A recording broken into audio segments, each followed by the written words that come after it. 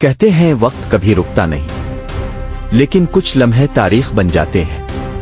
ہم وہ لوگ ہیں جنہوں نے اندھیروں میں چراغ جلائے، جنہوں نے کانٹوں پر چل کر راستے بنائے، جنہوں نے خون دے کر زمین کو زندہ رکھا۔ ہم نے کبھی ظلم سے سمجھوتا نہیں کیا، نہ تلوار سے، نہ تاج سے، نہ لالچ سے، نہ خوف سے۔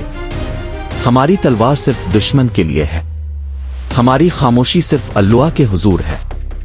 ہم نے میدان میں شکست دیکھی، لیکن دل میں کبھی ہار قبول نہیں کی، کیونکہ ہم جانتے ہیں جو اللہ کے راستے پر ہو، اس کا راستہ کانٹوں بھرا ضرور ہو سکتا ہے، مگر بے مقصد نہیں ہوتا۔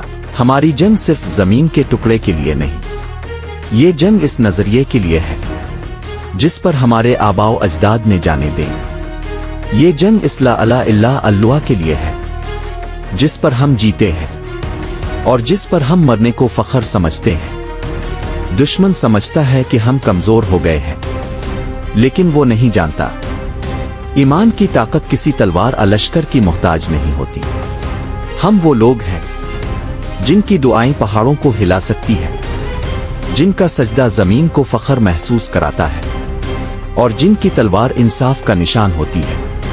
اگر ہم خاموش ہیں تو یہ ہماری کمزوری نہیں، یہ ہماری حکمت ہے، اور اگر ہم بولیں گے تو آسمان بھی گواہی دے گا کہ یہ آواز حق کی تھی۔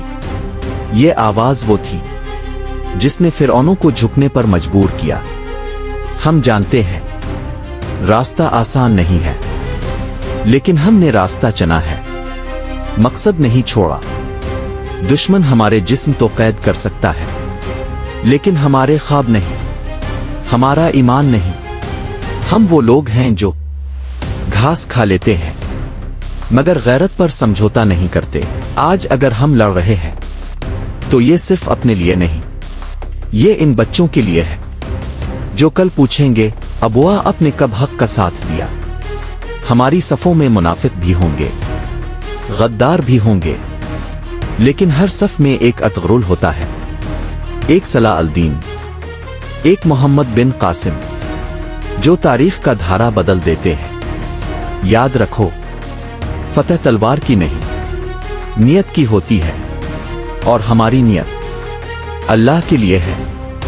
ہم لڑیں گے، ہم گریں گے، ہم اٹھیں گے، مگر جھکیں گے نہیں، کیونکہ یہ تو ابھی آغاز ہے، انقلاب ابھی باقی ہے۔